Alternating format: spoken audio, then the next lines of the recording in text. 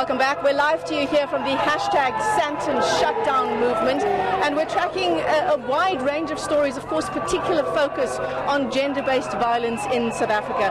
Now, as we know, the war against women in this country manifests in all kinds of ways. The death of UCT student Uyinene Mrwetyana was allegedly at the hands of someone she didn't even know. But most of the women who die in this country, we know now, die at the hands of someone that he or she knows. Now, our guest here in studio is one of the people who have survived abuse in the past. She's also one of the people who are refusing to let that kind of violence define who she is. She is Gugu Mofokeng, a domestic violence survivor. She's also the founder of Recovery Center, and that's a program working with convicts in prison. Gugu, thanks very much for your time this morning. Thanks for inviting me. I mean, tell us your story perhaps just as we go into the work that you do at the Recovery Center. Tell us your story of survival. Okay, thank you to the viewers. My story is like this. You know, what I want to highlight is that the people that abused me were ex-convicts. I didn't know it at first, but when time went by, I managed to find out that they were ex-convicts. You know, the story of Uyinene, you know, touched my inner core, touched something in me to say, indeed, it's about time that we expose what is happening in prison. I was abused. Even my ear was bitten off by a man I loved. You know, I stayed 5 years with him because of running away from home. You know, from the age of 9, I ran away from home. I would sleep in toilet when I was a young girl. Abused from home by my mom, you know, who once stepped me somewhere here. So all men that I dated abused me. They would beat me up. I'm full of scars.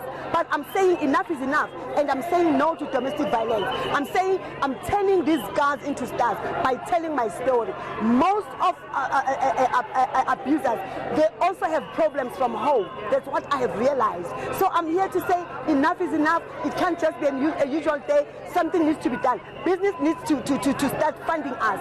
As I hear them saying here, fund the fight. Yes, we are fighting domestic violence.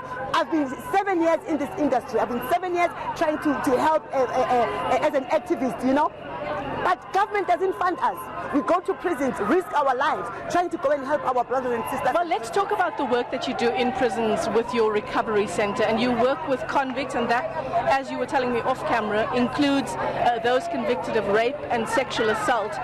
What does that journey look like for the people who are the perpetrators of this violence? You know, truth be told, there's hope only if they're given programs and they are taught and they know how women feel and how our kids do. We do, and there's a program we do, take a child to prison, you know, to go and teach our children that they must not have role models of people who are stealing cars, people who are gangsters, you know.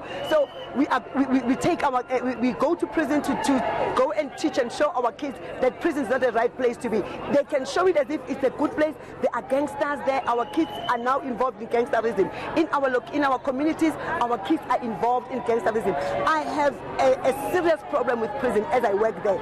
I've got 7 years working in prisons, 7 different prisons. You know, the guys can change, but the only problem is our warders. I wish I can see the minister.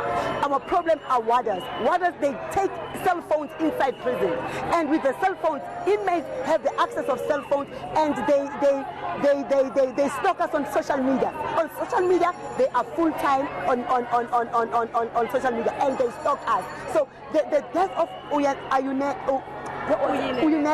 it touched the core of me because I know what is happening inside prison. I adopted one of the boys who was in prison. He came out, I stayed with him 19 months, only to find that everything that he told me was a lie. He left in May. He left my house in May. You know, it was just a setup. I'm grateful to God that I managed to get the truth.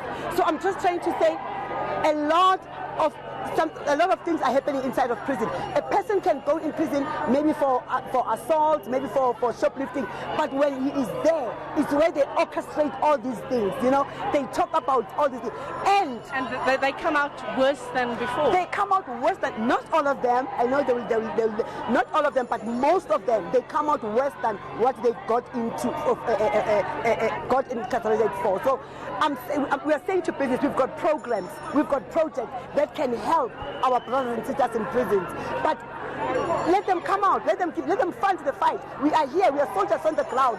As I say, we have worked in prison for 7 years, but it's like there's no fruit, because we go there and then after that they don't fund us. We need to be constant in doing what we are doing. Well, thanks very much for your time in joining us and giving us your perspective. Gugumo Fokeng.